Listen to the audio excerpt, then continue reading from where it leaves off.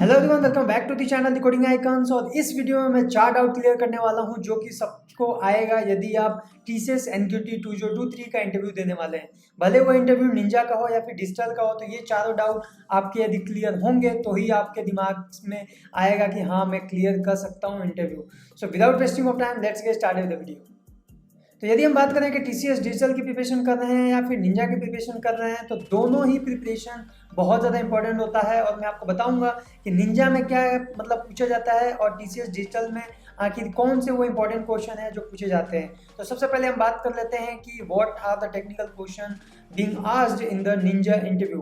तो ninja interview के लिए मैं आपको बता दूं कि प्रोग्रामिंग आपको नहीं पढ़नी है, मतलब कि जो बेसिक आपने पहले पढ़ रखी होगी वही प्रोग्रामिंग पूछी जाएगी। और इसके अलावा थ्योरी क्वेश्चन बहुत सारे पूछे जाते हैं, जैसे DBMS से पूछ सकते हैं वो आपसे what are the acid properties and what is normalization and denormalization क्या होता है। ये सारी चीज़ें आपसे पूछी जाती है और सारा कुछ बेसिक होता है। यदि आप कॉन्फिडेंट है तो आराम से इजीली आप इंटरव्यू को क्रैक कर सकते हैं। ये तो रही हमारी निंजा की बात। यदि डिजिटल की बात करें तो वहीं पे डिजिटल में हमारे पास 70% जो क्वेश्चन होते हैं वो कोडिंग क्वेश्चन को होते हैं। मतलब कि इंटरव्यूअर यदि आपसे 4 क्वेश्चन पूछता है तो वहाँ पे 2 क्वेश्चन या फिर 3 क्वेश्चन आपके कोडिंग क्वेश्चन होंगे, और यदि उसके आंसर आप सही देते हैं तो ही आप सिलेक्ट होते हैं। इसका मतलब ये नहीं है कि थ्योरी क्वेश्चन नहीं पूछा जाता डिजिटल में। डिजिटल में भी थ्योरी क्वेश्चन पूछा जाता है, तो उसका भी आपको ध्यान रखना है। But theory question most of the time जो आपने पहले बीटेक में पढ़ रखा है वही क्वेश्चन पूछा जाता है, राइट। तो अब हम बात कर लेते हैं दूसरे डाउट की, जो वो ये है कि HR क्वेश्चन कौन कौन से होते हैं। तो HR क्वेश्चन बेसिक होते हैं, राइट। तो सबसे पहला जो HR क्वेश्चन होता है वो सारे इंटरव्यू में पूछे जाते हैं, वो ये होता है टेल मी अबाउट योरसेल्फ। तो जी हाँ, ये हमारा पहला क्वेश्चन होता है। इसके अलावा नेक्स्ट क्वेश्चन पे आ सकते हैं। यदि आपके मान लीजिए ग्रेड अच्छे हैं तो वो आपसे पूछ सकते हैं कि मतलब फर्दर स्टडी में क्यों नहीं गए, आखिर तुम कंपनी क्यों ज्वाइन करना चाहते हो, राइट। तो ऐसे क्वेश्चन उस टाइम में आपसे पूछे जा सकते हैं, तो इसका भी आपको ध्यान रखना है। यदि हम बात करें कि और कौन कौन से ऐसा क्वेश्चन पूछे जाते हैं, तो वो ये होते हैं कि why do you want to join my company और दिस कंपनी TCS, राइट। तो इस टाइप के क्वेश्चन आपके सामने पूछे जाते हैं।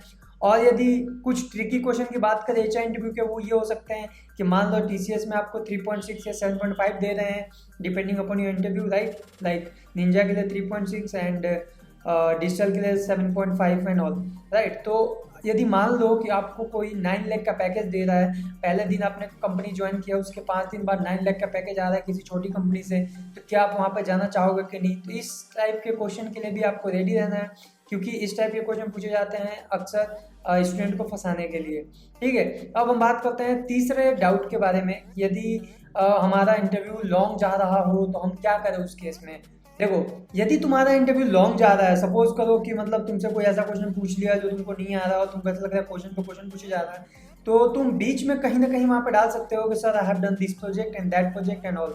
यदि उसको प्रोजेक्ट में तुम लेकर चले गए, अंदर प्रोजेक्ट के अंदर लेकर चले गए समझाने में, तो बहुत अच्छा मतलब मौका है कि तुम इंटरव्यू को शॉर्ट कर सकते हो। शॉर्ट आई मीन कि क्वेश्चन बहुत कम पूछेगा, और हो सकता है कि प्रोजेक्ट के बाद तुमसे क्वेश्चन ही ना पूछे, ये भी हो सकता है। तो इसके बारे में भी आपको ध्यान रखना है कि प्रोजेक्ट में लेकर जाओ, और प्रोजेक्ट तो अच्छे से आप प्रिपेयर कर ही लो कि मतलब मेरे को बोलना क्या है, समझाना कैसे है, और उसको पागल कैसे बनाना है इंटरव्यूअर को प्रोजेक्ट के बारे में, राइट। तो ये सारी चीज़ें थी जो कि आप शॉर्ट अपना इंटरव्यू कर सकते हैं। चौथी चीज़ जो मोस्ट इंपॉर्टेंट आ रही है कि मैंने कैसे मतलब इंटरव्यू क्रैक किया था TCS डिजिटल का, राइट। तो TCS डिजिटल का इंटरव्यू क्रैक करने के लिए मैंने बहुत पहले से प्रिपरेशन की थी, मतलब 6-7 महीने से मैं प्रिपरेशन कर रहा था, क्योंकि मेरे को पता था कि TCS NQT में दे रहा हूँ। उस समय ऑन कैंपस ही था, तो उस समय मेरा सिलेक्शन हुआ था। तो उस समय मेरे पास दोनों ऑफर था, इन्फोसिस का भी था, TCS डिजिटल का भी था, राइट। बट मेरे पास ज्वाइनिंग सबसे पहले इन्फोसिस आया, इसलिए मैंने इन्फोसिस ज्वाइन किया, TCS डिजिटल ज्वाइन नहीं किया। वही वाली बात आ गई जो मैंने पहले आपको बताया था कि दूसरी कंपनी आपको ज़्यादा पैकेज दे रही है तो उसमें क्या करोगे।